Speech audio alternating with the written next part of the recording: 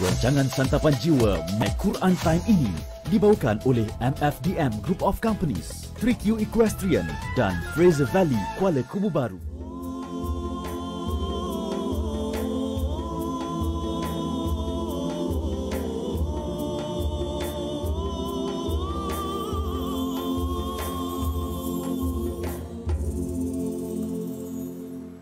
أعوذ بالله من الشيطان الرجيم بسم الله الرحمن الرحيم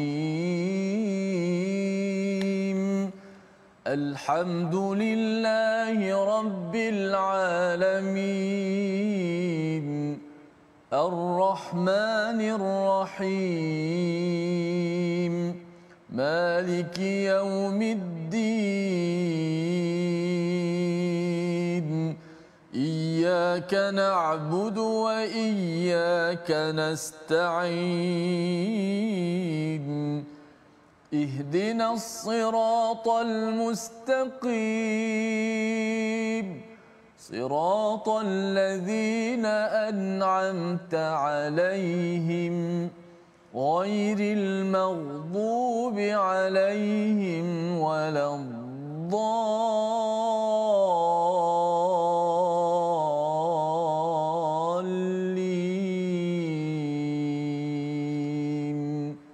آمين. Assalamualaikum warahmatullahi wabarakatuh. Alhamdulillah wassalatu wassalamu ala Rasulillah wa ala alihi wa man wala. Syada la ilaha illallah, syada Muhammadan abduhu wa rasuluhu. Allahumma salli ala sayidina Muhammad wa ala alihi wa sahbihi ajma'in. Amma ba'du. Apa khabar tuan-tuan dan puan yang dirahmati Allah sekalian? Kita bertemu dalam My Quran Time baca faham amal pada hari ini. Kita ingin meneruskan surah An-Najm, surah yang ke-53, dan kita bersama Al-Fadil Ustaz Tirmizi Ali pada hari ini. Apa khabar Ustaz? Alhamdulillah. Safa apa khabar? Alhamdulillah Ustaz ya. Suara nampak slow sikit ya. Ya, kita pakai tone rendah sikit. Rendah sikit. Alhamdulillah. Jadi alhamdulillah, walau apa pun cabaran Ustaz ya, teruskan kita meneruskan hari ini bersama dengan tuan-tuan yang berada di rumah. Kita doakan terus sihat dan terus doakan kami juga sihat dan terus kita lancar untuk meneruskan halaman 527. Mari sama-sama kita mulakan dengan doa ringkas kita. Subhanakala ilmalana illa ma 'allamtana innaka antal alimul hakim. Rabbi zidni ilma. Kita saksikan apakah ringkasan bagi halaman 527. Pun mula daripada ayat 27 hingga 30, kecaman dan cecaan terhadap musyrik atas dakwaan para malaikat adalah anak-anak perempuan Allah Subhanahu Wa Taala. Dan kemudian pada ayat 31 hingga 32, balasan bagi orang yang berbuat buruk dan orang yang berbuat baik serta kriteria orang yang berbuat baik, dan diikuti pada ayat yang ke-33 sehingga ayat 41, kecaman dan cercaan terhadap sebahagian orang musyrik yang menjadi kelompok orang kaya kerana berpaling daripada mengikuti kebenaran, dan juga pada ayat 42 hingga 44 beberapa sifat Ar-Rabb, bahawa Allah akan mengembalikan manusia seperti sedia kala. Mari sama-sama kita lihat dahulu ayat 27 hingga 32 memulakan majlis kita pada hari ini. Bersama, silakan Ustaz. Terima kasih Fadil Ustaz Fazrul, penonton-penonton sahabat-sahabat Al-Quran yang kasih sekalian. Alhamdulillah, mudah-mudahan syukur kepada Allah Subhanahu Wa Taala dapat lagi sekali kita bersama-sama dalam My Quran Time baca faham amal, dan kita doakan mudah-mudahan Allah Subhanahu Wa Taala menyembuhkan suara Ustaz Faz dengan dapat seperti biasa balik. Amin, amin. Walaupun suara agak parau ketika ini, tapi masih lagi boleh meneruskan dengan suara tone yang agak rendah, tapi insya-Allah mudah-mudahan yang penting kita dapat sama-sama belajar Al-Quran Karim. Syafaqallah Ustaz Faz. Baik, kita nak baca ayat 27 hingga 32 Ya. Ayat 27 hingga 32 surah An-Najm. Jom sama-sama kita mulakan bacaan kita dengan maqam bayati insya-Allah. A'udzu billahi minasy syaithanir rajim. Innal ladzina la yu'minuna bil akhirati la yusammuna al malaikata tasmiyatal untha وما لهم به من علم إن يتبعون إلا الظن وإن الظن لا يغني من الحق بالحق شيئا فأعرض عمن تولى عن ذكرنا ولم يرد إلا الحياة الدنيا ذلك مبلغهم من العلم إن ربك هو أعلم بمن ضل عن سبيله إن ربك هو أعلم بمن ضل عن سبيله وهو أعلم بمن اهتدى ولله ما في السماوات وما في الأرض ليجزي الذين أساءوا بما عملوا ويجزي الذين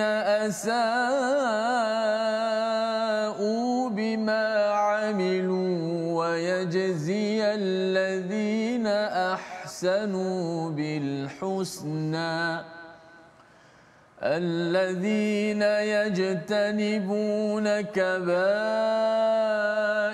الإثم والفواحش إلا اللمم إن ربك واسع المغفرة هو أعلم بكم إذ أنشأكم من الأرض وإذ أنتم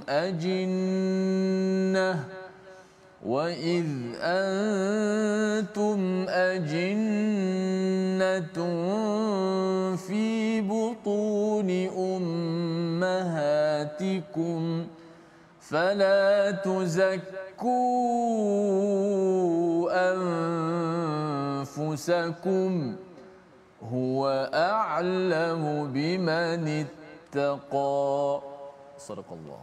Surah Al-Azim, gitulah bacaan daripada ayat yang ke-27 hingga 32 untuk sama-sama kita menyambung kepada perbincangan surah An-Najm, di mana semalam kita sudah pun melihat kepada bagaimana Allah menyatakan wa kam min malakin fis samawati wa la tughni syafa'atuhum syai'a, iaitu berapa banyak malaikat yang di langit itu yang mereka itu tidak mampu untuk memberi syafaat kecuali dengan izin daripada Allah Subhanahu wa taala. Kerana ada orang menyembah kepada malaikat, menyembah kepada jin, menyembah kepada nabi pun ada yang disembah, ya, bukan untuk diikuti, ditaati, yang membawa kepada ketaatan pada Allah Subhanahu Wa Taala. Apakah sebab mereka berbuat demikian? Mengapa mereka dapat berbuat sesuatu yang tidak berasaskan kepada wahyu? Allah menyatakan innal ladzina la yu'minuna bil akhirah, sesungguhnya mereka yang tidak beriman kepada hari akhirat, la yusammunal malaikah, mereka menamakan malaikat itu dengan nama perempuan. Maksudnya dia namakan perempuan. Dan apa yang kita boleh faham di sini, orang yang tidak takut, tidak beriman pada hari akhirat ini, mereka sanggup membuat teori-teori mereka sendiri. Mereka kata boleh pergi ke gunung jerai, ya, bolehlah mandi dengan air kolam ini, nanti boleh sembuh penyakit itu, ini apa sebagainya. Itu semua adalah orang yang tak takut akhirat. Orang takut akhirat, dia tidak akan buat teori-teori palsu, kan. Pandai-pandai pula cakap gunung jerai, gunung daik apa sebagainya, ya. Gunung daik bercabang 3 tu tak ada masalah dalam pantun, kan. Tapi amalan-amalan khurafat itu, mereka kadang-kadang ada tok guru yang memberi tahu perkara-perkara tersebut, tetapi tok guru ataupun yang mengikutnya itu tidak sebenarnya beriman. Ini Allah bongkarkan, ya, kerana kalau mereka takut pada hari akhirat, maka mereka tidak akan mengikut kepada nafsu, tetapi mengikut kepada wahyu yang sebenar-benarnya daripada Al-Quran dan juga daripada hadis Nabi sallallahu alaihi wasallam. Wa ma lahum bihi min ilm, mereka sebenarnya tidak ada ilmu, ya. Kalau ada ilmu pun mereka sebenarnya hanya mengikut kepada zon. Apa maksud zon yang kita dah belajar sebelum ini, iaitu prasangka. Mereka tidak ada asas ilmu yang daripada Al-Quran, daripada As-Sunnah. Mereka membuat teori-teori yang sendiri. Wa inna dhanna la yuni minal haqqi syai'a. Dhan, ya, teka-teka, prasangka, teori-teori yang tidak berasas, dia tidak berguna langsung pun dalam membawa kepada kebenaran. Ya, ada orang kata tak apalah kita campur-campur sikit dengan yang prasangka dengan yang Quran dan Sunnah. Takkan semua Quran Sunnah aja kan? Quran berapa halaman saja. Ada yang cakap sampai begitu Ustaz. Ya, ada yang kata bahawa kalau kita belajar daripada Quran ni saja, nanti macam mana pula pendapat-pendapat lain? Hidup ni lebih luas daripada Quran. Itu adalah pendapat-pendapat mengikut kepada zon, dan sudah tentunya ada kaitan dengan nafs ataupun hawa yang telah dijelaskan semalam, di mana Allah memberi komentar orang-orang yang ikut zon ini sebenarnya dia juga dah prasangka, akhirnya dia mengikut kepada hawa nafsu dan akhirnya tidak mampu membawa kepada sebarang kebenaran. Al-haq syai'a, sedikit pun ya tidak terkait. Fa'arid, apa yang perlu dilakukan oleh Nabi kepada orang-orang yang berprasangka, yang tidak berasaskan ilmu ini? Berpalinglah ya daripada mereka yang berpaling ini. Maksudnya jangan layan kepada orang begini, an zikrina walam yurid illal hayatad dunya, ya, mereka ini sebenarnya tidak ada lain selain daripada inginkan kepada kehidupan dunia semata-mata. Allah bongkar sekali lagi. Kalau tadi Allah cakap bahawa mereka tidak beriman pada hari akhirat, rupa-rupanya kerana mereka inginkan dunia. Mengapa dunia Ustaz ya? Dia bawa hurafat ini, dia boleh buat bisnes pun kan. Kalau nak pergi ke atas nanti beli ayam golek ke, ayam kain kuning ke, macam-macam lah, lepas tu bagi upah kepada si cikgu tersebut ataupun kepada siapa yang bawakan teori-teori tentang khurafat tersebut.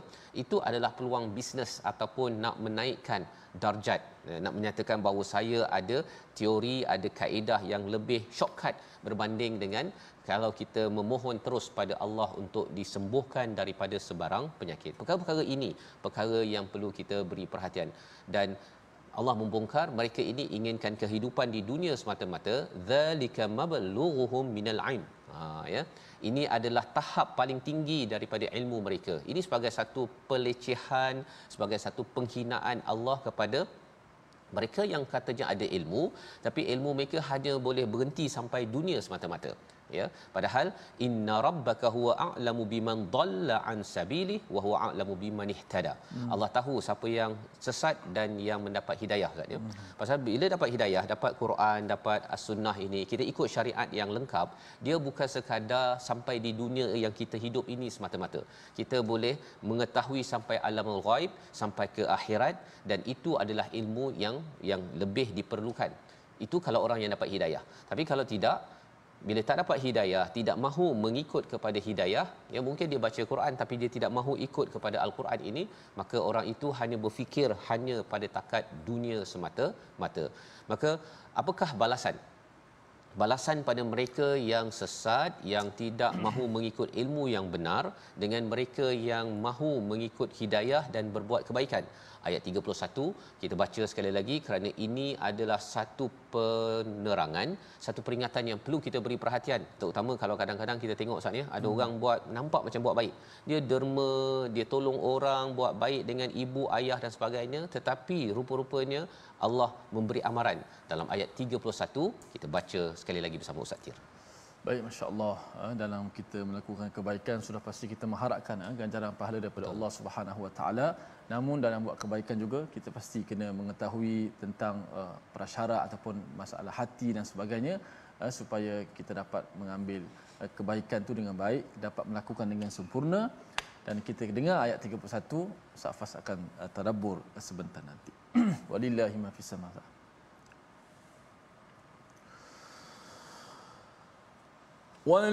Walillahi ma fis samawati wa ma fil ardi liyajziyal ladzina asa'u bima amilu wa yajziyal ladzina ahsanu bil husna. Surah Al-Azim. Dan milik Allah lah apa yang ada di langit dan apa yang ada di bumi. Dia akan memberi balasan kepada orang-orang yang melakukan kejahatan sesuai dengan apa yang telah mereka lakukan, dan dia akan memberikan balasan kepada orang yang membuat kebaikan dengan pahala yang lebih baik. Al-Husna itu adalah yang paling baik. Apa yang perlu kita beri perhatian di sini, Allah menyatakan bahawa Allah lah pemilik langit dan bumi. Kita tahu perkara tersebut, tetapi lebih daripada itu untuk Allah membalas ya kepada siapa? Kepada orang yang berbuat keburukan bima amilu. Kat sini sebenarnya istilahnya sepatutnya kalau asau bima sayyi'ah, maksudnya memberi keburukan kepada amalan keburukan yang dibuat, tetapi Allah gunakan perkataan amilu. Mengapa perkataan amilu? Biasanya perkataan amilu ini adalah perkara kebaikan, tetapi kebaikan yang dibuat, amal kebaikan itu dibuat atas dasar yang tidak benar. Satu, ilmunya tidak benar ataupun niatnya tidak benar, ya. Contohnya ada orang pada zaman dulu, Ustaz, ya, kalau tengok dalam surah Al-Maun itu, pembesar-pembesar di Mekah itu mereka sembahyang. Ya. Mengapa mereka sembahyang? Mereka sembahyang itu bukan kerana beribadah pada Allah, tetapi nak membina reputasi mereka yang bagus agar mereka terus mendapat bisnes ataupun projek memberi air kepada para hujaj, ya, kepada orang yang menunaikan haji di Makkahul Mukarramah. Jadi bila mereka sembahyang, dia macam ahli politik lah, Ustaz, ya. Pada waktu-waktu nak pilihan raya tu, dia datang bagi makan, datang sembahyang. Selama ni tak muncul pun. Ya, waktu dekat-dekat nak pilihan raya tu dia muncul bagi makan, dia suap kepada anak yatim selama 4-5 tahun tak muncul-muncul, kan. Yang itu bukannya, dia memang amilu, memang perkara kebaikan, tapi Allah kata liyajziyal ladzina asau bima amilu. Allah akan balas keburukan atas amal yang mereka buat. Kerana mereka buat itu bukan kerana Allah. Kalau dalam surah Al-Maun itu sembahyangnya itu sahun, lalai. Ya, mengapa mereka lalai? Mereka hanya nak menunjukkan kebaikan, riak kepada manusia agar pilihlah saya, undilah saya kerana saya boleh dipercayai, padahal sebenarnya itu bukan kerana Allah Subhanahu Wa Taala. Manakala bagi orang yang berbuat ihsan, orang yang berbuat baik, Allah kata Allah akan bagi al-husna, akan beri yang lebih baik, yang terbaik kepada mereka yang selalu membaiki amal dalam hidup kita. Kita sembahyang, kita baiki lagi, kita punya khusyuk, kita memahami apa yang kita belajar ataupun yang kita baca dalam sembahyang kita, itu adalah orang yang ahsanu, iaitu terus berbuat kebaikan. Malah lebih daripada itu, perkataan ihsan ini maksudnya ialah cuba untuk buat yang terbaik, baik daripada masa ke semasa dalam apa sahaja yang kita laksanakan. Jadi ini adalah ayat 31 sebagai satu perkara, dan lebih daripada itu bercakap tentang alladzina ahsanu ini, Allah beritahu mereka ini mempunyai keutamaan. Ya, keutamaan dalam hidup mereka. Itu yang dinyatakan pada ayat yang ke-32, Ustaz, ya. Mungkin kita baca sekali lagi ayat 32. Dia amat istimewa dan ia perlu diberi perhatian. Jangan sampai kita ini mengutamakan yang kecil, yang besar itu tidak diberi perhatian dalam hidup kita. Ayat 32 sekali lagi bersama Ustaz Tirmizi. A'udzubillahi minasyaitonirrajim. الذين يجتنبون كبائر الإثم والفواحش إلا اللمم إن ربك واسع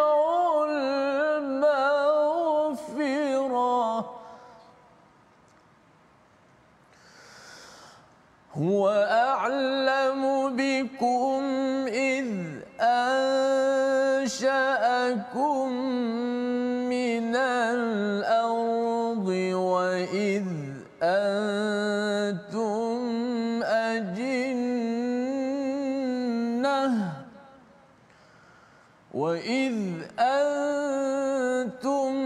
أجنة في بطون أمهاتكم فلا تزكوا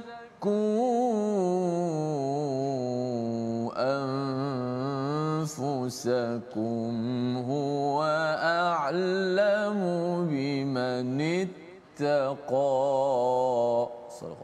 Surah Al-Azim ayat yang ke-32 ini adalah ayat yang panjang, Ustaz, ya. Ada 4 baris di situ. Jadi kita nak lihat sedikit demi sedikit, ya. Kita tengok pada apakah sifat ahsanu, orang yang berbuat baik. Ya, kita tahu orang buat baik ini terus baiki kualiti apa yang dibuat, tetapi Allah memberi highlight alladzina yajtanibuna kaba'iral itsm.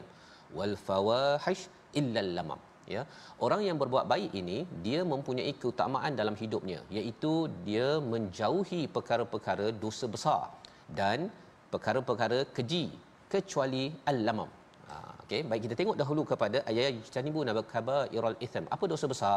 Contohnya seperti membunuh, berzina, riba, menipu ataupun arak. Ya, ada pelbagai, ya, kalau ikut Imam Zahabi itu ada sekitar 60-70 dosa-dosa besar, ya, termasuk homoseksual, perkara-perkara yang tidak dibenarkan. Maka ini adalah keutamaan bagi orang yang ihsan ataupun ahsanu yang kita baca daripada ayat 31. Ya, dia memberi keutamaan, dia cuba jauhi perkara-perkara dosa besar. Ya, ada orang yang cuba untuk dia menambah amal, dia menambah zikir sunatnya, menambah perkara baik, tetapi dalam masa yang sama dia tidak meninggalkan perkara dosa-dosa besar, maka orang ini tidak digelar sebagai ahsanu. Ya, orang yang ahsanu ini adalah yang meninggalkan dosa besar dan juga perbuatan keji, ya, perkara-perkara keji yang tidak menjaga kepada maruah, illal lamam, kecuali dosa-dosa kecil. Baik. Jadi apakah yang penting di sini? Ada orang di dalam dunia ni ustaz, ya, dia kadang-kadang dosa kecil itu dia beri perhatian, dosa besar dia tak kisah. Ya, ataupun dia bukan dosa kecil. Ada perbezaan pendapat. Ada yang kata, oh, sepatutnya kalau sembahyang tu mesti angkat seluar ataupun turunkan seluar. Ataupun malam Jumaat itu kita baca Yasin ke tak baca Yasin. Dia memperjuangkan perkara tersebut. Tetapi bab orang sedang terlibat dengan riba, ada orang yang terlibat dengan rasuah, yang itu dia tak nak bincang pun. Dia tak nak cuba perjuangkan, dia perjuangkan kita mesti pastikan lawan orang yang tak baca Yasin malam Jumaat ataupun kita mesti lawan orang yang tak baca Yasin malam Jumaat. Itu dia punya perbincangan. Dia tak bincang perkara ramai lagi orang tak solat, ramai lagi orang yang terlibat dengan riba, ramai lagi orang yang rasuah. Bila lagi kita nak melawannya? Jadi orang yang ahsanu ini, dia bab dosa besar dia lawan betul-betul dalam dirinya, dalam masyarakat, dan kemudian perkara-perkara keji illal lamam. Apa maksud dosa kecil? Dosa kecil ini adalah dosa-dosa yang boleh membawa pada dosa besar. Contohnya kalau kita borak-borak ustaz, ya, borak-borak kat restoran ke, borak-borak kawan, nak beli rumah macam mana? Belilah dekat bank tersebut, kan. Dia punya bunga dia adalah 3.5, kan. Dan kemudian kau beli pakai apa? Pakai kad kredit. Bercakap tentang kad kredit itu sendiri pun kita tahu bahawa ia berkaitan dengan riba, maka itu adalah lamam. Ya, kerana itu adalah dosa kecil. Allah kata Allah boleh mengampunkan, inna rabbaka wasi'ul maghfirah. Allah ini luas keampunannya, tapi syaratnya apa? Kita mesti mendahulukan yang penting berbanding dengan perkara yang kurang utama agar jangan sampai kita tersilap keutamaan. Membawa kepada perkataan pilihan kita pada hari ini, kita saksikan, iaitu kada, iaitu bakhil, menahan ataupun tidak memberi. Perkataan ini kita akan jumpa nanti, ya, insya-Allah satu kali saja disebut di dalam Al-Quran. Bagaimana pada ayat 34 nanti orang yang mempunyai masalah, ya, seorang yang sebenarnya tidak betul-betul beriman kepada hari akhirat, kepada Allah SWT, mereka ini kedekut. Istilahnya adalah wa'akda. Wa'akda ini lebih kurang macam buruk siku ustaz, ya. Dah bagi dia minta balik. Kita akan baca nanti. Kita berehat sebentar. My Quran Time, baca faham amal, insya-Allah. InsyaAllah. Bersiku, ya.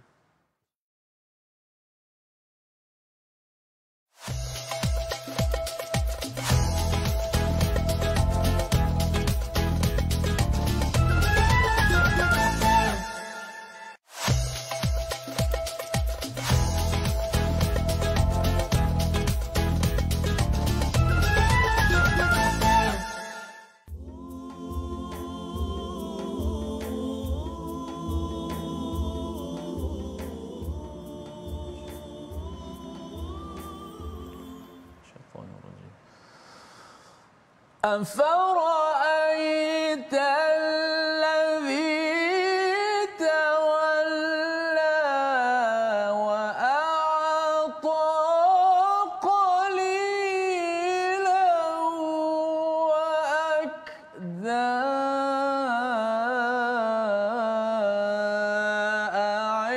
أعنده علم الغيب فهو يرى. Tidakkah engkau melihat orang yang berpaling daripada Al-Quran dan dia memberikan sedikit daripada apa yang dijanjikan lalu menahan selebihnya? Apakah dia ada ilmu tentang yang ghaib sehingga dia dapat melihatnya? Suraqallahul Azim. Inilah petikan ayat daripada bahagian kedua yang akan kita baca sebentar nanti. Ada pertanyaan di situ. Afara'aital ladzi tawalla? Apakah mereka tidak melihat, mereka berpaling daripada Al-Quran? Insya-Allah kita belajar sedikit tajwid dahulu sebelum kita meneruskan bahagian yang kedua. Kita lihat di slide kita. Pada ayat yang wa annahu huwa adhaka wa abka, ayat 43, sila zahirkan sebutan huruf-huruf dalam ayat ini. Okey, yang pertama sekali wa annahu, ada dua ha di situ. Wa annahu hu, ada dua ha. Wa annahu hu, dua ha, yang di tengah tu ada mat, mat dua harakat. Wa annahu huwa, dijelaskan dua-dua ha kat situ. Dan kita dah beritahu sebelum ni huruf ha ni huruf yang agak lemah. Lebih-lebih lagi dia dua-dua berdekatan, nak pergi tempat yang sama dua kali, nak pergi tempat yang sama, ha di mana, di pangkal halqum, nak pergi dua kali tempat yang sama, tempat yang lemah, memang dua-dua pula situ agak jadi lemah pula tu. Huruf ha yang kedua tu berada dalam, kita kata apa, sebelum tu ada huruf mat. Wa annahu, hu pertama tu dipanjangkan dua harakat kan, huwa, wa annahu huwa, biar ha kedua tu pun jelas. Wa annahu huwa, jangan kita baca wa annahu wa annahu wa, tak bunyi macam satu waw saja, satu ha saja bunyi, kerana tenggelam ha yang kedua dalam huruf mat sebelum tu. Kemudian adhaka wa abka, adhaka wa abka, ada huruf dad yang mati. Huruf dad, ingat betul-betul huruf dad bukan huruf qalqalah. Huruf dad bukan daripada huruf-huruf qalqalah. Maka tak boleh kita lantunkan dia sebagaimana ramai yang baca huwa adhaka wa annahu huwa adhaka. Tak boleh adhaka. Dibunyikannya, dikuatkan huruf dad, tetapi tidak dilantunkan seperti qalqalah, qaf umpamanya, aqa, seperti ta, nutafah, tapi dad tidak ada qalqalah. Wa annahu huwa adhaka wa abka, 1 2 3. Wa annahu huwa adhaka wa abka. Sadaqallahu alazim. Wallahu a'lam. Terima kasih ucapkan pada Ustaz Tirmizi, ya, bagaimana untuk kita membaca dengan jelas perkataan wa annahu huwa. Sebentar tadi Ustaz, ya, diberikan penekanan untuk pastikan bahawa hurufnya jelas. Dan mengapa ada dua kali pula di situ, ya. Wa annahu itu sebenarnya sesungguhnya dan sesungguhnya dia, tetapi ada ulangan huwa di situ, sudah tentunya ia juga penekanan Ustaz, ya, untuk kita memahami lebih lanjut lagi tentang siapa Allah yang kita akan baca sebentar lagi. Namun sebelum itu kita lihat dahulu kepada ayat 32 di mana kita sudah pun dijelaskan orang-orang yang ahsanu itu adalah yang mengutamakan yang utama, ya. Jangan tersilap keutamaan, ya, apabila bercakap tentang inna rabbaka wasi'ul maghfirah, Allah mengampunkan kepada dosa-dosa kecil apabila seseorang itu menjauhi dosa-dosa besar dan juga perkara keji. Malah kalau katakan terlibat dengan dosa besar, perlulah diusahakan untuk mendapat keampunan daripada Allah. Allah menyatakan huwa a'lamu bikum id ansha'akum minal ardi wa idza antum ajinnatun fi butuni ummahatikum. Allah mengetahui, ya, tentang dia menciptakan kamu daripada bumi ini, daripada tanah, dan kemudian kamu berada pada janin dalam perut ibu-ibu kamu. Maksudnya apa di sini? Sebenarnya Allah nak menyatakan bahawa Allah amat mengetahui. Allah amat mengetahui siapa kita sebenarnya, ya. Ada buat dosa besar, ada buat perkara fahisyah ke ataupun buat dosa kecil, Allah tahu. Allah tahu. Dan adakah kita diampun ke tidak, Allah tahu. Dan atas dasar itu, dalam kehidupan kita ini, fala tuzakku anfusakum, janganlah kamu menyucikan diri kamu. Jangan menyucikan ini Ustaz ni, kata bahawa saya ni dah baca Quran banyak ni, dekat nak habis 30 juzuk dah. Kemudian saya solat, saya infak dah umrah 2-3 kali, haji 4-3 kali, kan? Bila kita cakap begitu, nak menunjukkan bahawa, oi, alhamdulillah lah saya ni dah 30 juzuk dah tadabbur. Perkataan-perkataan itu adalah perkataan menyucikan diri. Allah kata jangan buat begitu. Mengapa? Kerana Allah lebih mengetahui, ya, bahawa kita masih ada lagi dosa besar, masih ada lagi fawahish, dan ada dosa-dosa kecil yang masih lagi belum settle. Dan lebih daripada itu, Allah tahu dia kalau sebelum Allah tahu ni memang betul-betul sampaikan dalam perut ibu kita Ustaz ya.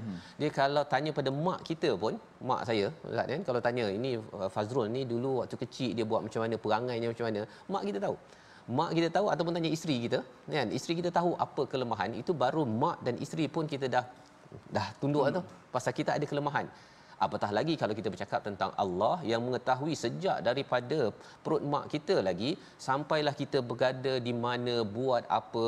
Jadi atas dasar itu Allah bawakan peristiwa ataupun ciri orang ahsanu ialah dia tak suka menyucikan diri, dia selalu merendahkan diri, dan itulah yang Allah beri conclusion ataupun kesimpulan, huwa a'lamu bimanittaqa.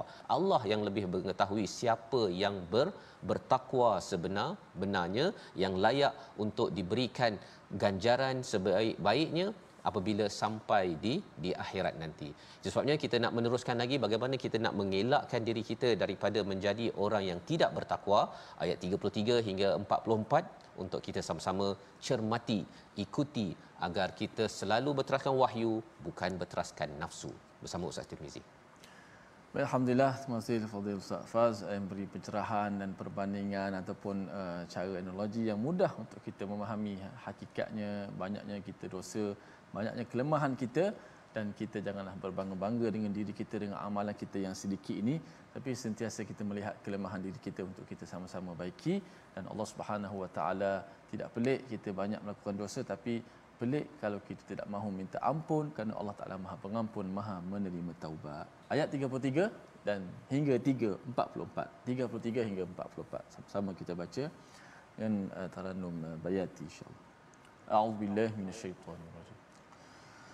أفرأيت الذي تولى وأعطى قليلا وأكدى أعنده علم الغيب فهو يرى أم لم ينبأ بما في صحف موسى وإبراهيم الذي وفى ألا تزر وازرة وزر أخرى وأن ليس للإنسان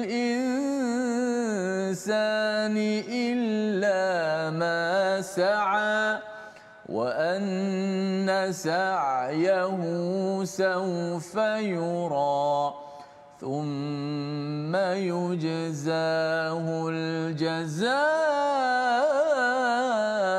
الأوفى وأن إلى ربك المنتهى وأنه هو أضحك وأبكى وأنه هو أضحك وأبكى وأنه هو أمات وأحيا. صدق الله. Surah Al-Azim, gitulah bacaan daripada ayat yang ke-33 hingga ayat yang ke-44 untuk kita bersama kita melihat kepada siapa yang mengikut kepada wahyu, siapa yang mengikut kepada nafsu. Mereka yang mengikut pada nafsu, Allah kata afara'aital ladzi tawalla, apakah kamu tidak melihat kepada orang yang berpaling daripada apa? Daripada wahyu, tidak mahu mengikut kepada Rasul Nabi sallallahu alaihi wasallam, tidak mahu mengikut sunnah Nabi. Maka orang ini kesan daripada mengikut nafsu, suka pada dunia yang telah dijelaskan pada ayat 29 ialah wa'ata qalilan wa akda, iaitu dia bagi sikit je Ustaz ya. Dia bagi derma sikit je, yang lain tu dia tahan, dan lebih daripada itu wa'akda ini bukan sekadar tahan tapi dia minta balik. Buruk siku. Dia sebenarnya dia bagi derma ke, dia bagi sumbangan tu pasal dia kata sila undi saya, sila sokong saya, ataupun tolong bagi projek lebih banyak lagi kepada saya. Itu adalah sifat-sifat orang-orang yang berada pada zaman Nabi sallallahu alaihi wasallam di Makkahul Mukarramah, di mana mereka memberi itu, memberi manis muka, memberi apa sahaja yang mereka boleh beri, kerana mereka nak dapatkan lebih banyak lagi udang di sebalik mi yang mereka berikan. Maka indahu ilmul ghaibi fa huwa yara. ya, Allah menyatakan di sisi mereka tu ada ke ilmu ghaib dan mereka melihat perkara-perkara yang tak nampak itu, sehingga kan mereka sanggup untuk membuat teori sendiri, membuat teori bahawa oh tak apa, kita boleh sahaja bagi buat apa saja yang kita nak kerana kita akan selamat. Apakah mereka tahu perkara tersebut? Ini Allah persoalkan kerana ilmu ghaib ini hanya diberitahu oleh wahyu, bukan oleh nafsu ataupun oleh manusia itu sendiri. Pada ayat yang ke-36, am lam yunabba bima fi suhufi Musa, iaitu atau apakah belum diberitakan kepadanya apa yang ada dalam lembaran kitab suci yang diturunkan kepada Nabi Musa. Iaitu kalau kita bercakap tentang dia tak percaya pada Quran, dia tak percaya kepada suhufi Musa. Ini maksudnya berbalik pada sejarah Ustaz ya. Dan juga wa Ibrahim alladhi waffa, iaitu kepada Nabi Ibrahim yang selalu menyempurnakan janjinya. Jadi kalau orang-orang musyrik Mekah itu kata bahawa kami ini adalah legasi daripada Nabi Ibrahim menunaikan janji. Nabi Ibrahim itu sentiasa menghargai kepada wahyu. Jadi tidak mungkin jadi pengikut ataupun legasi Nabi Ibrahim tetapi tidak menunaikan janji dan tidak menunaikan janji kepada Allah Subhanahu Wa Taala.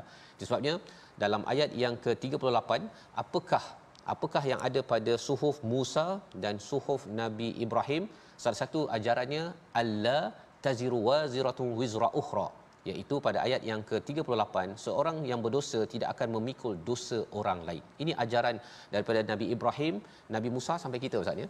Tak ada pula orang ni boleh cover orang ni punya dosa, orang ni akan cover balik, tak. Masing-masing akan bertanggungjawab. Jadi kesannya apa? Kalau katakan di peringkat orang-orang di musyrik Mekah itu, dia kadang-kadang dia harapkan berhala akan memberi syafaat kepada dia. Ya, biar dia buat dosa ke apa ke, dia mengharapkan Nabi Isa nanti menjadi savior kalau orang-orang Kristian. Semua itu adalah ajaran-ajaran yang songsang, yang tidak berteraskan wahyu, tetapi ia berlaku dalam pelbagai agama yang ada di dunia ini. Itu sebabnya apakah yang perlu kita buat? Kita perlu bertanggungjawab. Bertanggungjawab untuk apa? Berusaha sebaik mungkin sebagaimana dalam ayat 39, ayat 40, ayat 41 untuk kita baca bersama. Sekali lagi mengingatkan kepada kita tanggungjawab kita setiap daripada tuan-tuan perempuan yang bersama pada hari ini. Silakan Ustaz. Insya-Allah Safas. Dulu biasa orang selalu cakap Safas. Tanggung dosa aku. Dapat aku tanggung dosamu. Nak pakai satu. Maknanya Al-Quran adalah alla taziru waziratu wizra ukhra. Tidak menanggung dosa orang lain. Pun begitu mungkin tapi kalau kita boleh buat kesalahan-kesalahan seperti fitnah itu sehingga dalam hadis menyebut kita boleh, itu dosa yang kita lakukan kepada seorang itu sehingga kita boleh hilang pahala kita sedekah kepada dia dan pikul pula dosa sebagaimana dalam hadis. Tapi ada pun asasnya beginilah dalam ayat yang ke-38. Kita nak baca ayat 39, 40, 41 sebagaimana kata Ustaz Fah. Tanggungjawab kita sebagai selaku insan untuk kita sama-sama melakukan amal soleh. A'udzubillahi minasyaitanir rajim. Wa an laysa lil insani illa ma sa'a wa anna sa'yahu sawfa yura thumma yujza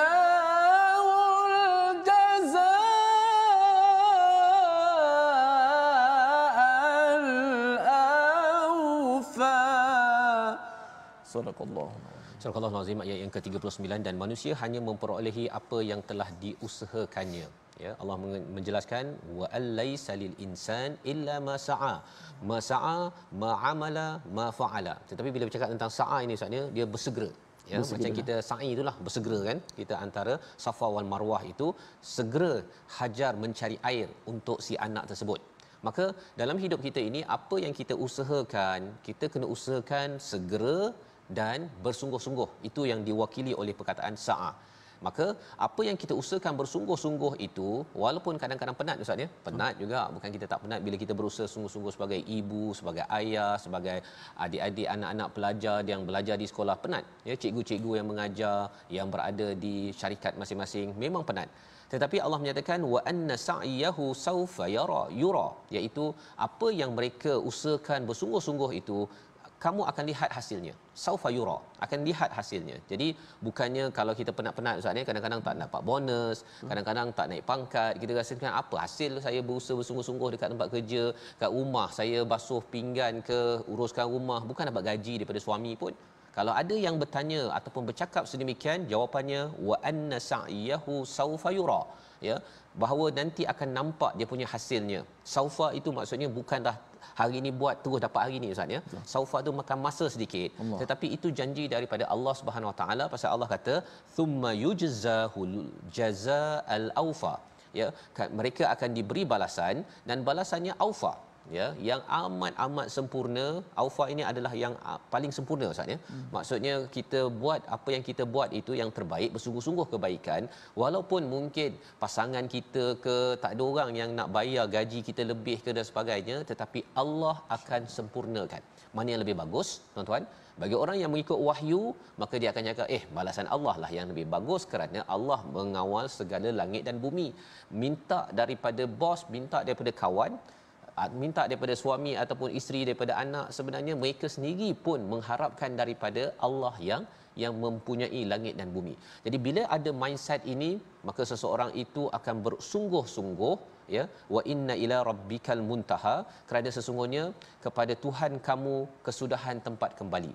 Ya, kita walaupun kita mengharapkan, kita buat sungguh-sungguh harapkan manusia, tapi kita akan kembali pada Allah, dan pada waktu itu kita memang harapkan balasan daripada Allah. Sehingga kan ada hadis Ustaz ya, yang menyatakan bila orang tu dah derma, bila dah berjihad, bila dah memberi ilmu, tapi akhirnya bila ditanya kamu buat untuk siapa? Oh, untukmu ya Allah. Kadzabta, kamu penipu. Kamu buat kerana manusia, akhirnya pasal kamu dah dapat balasan daripada manusia, habis dah balasan daripada Allah Subhanahu Wa Taala.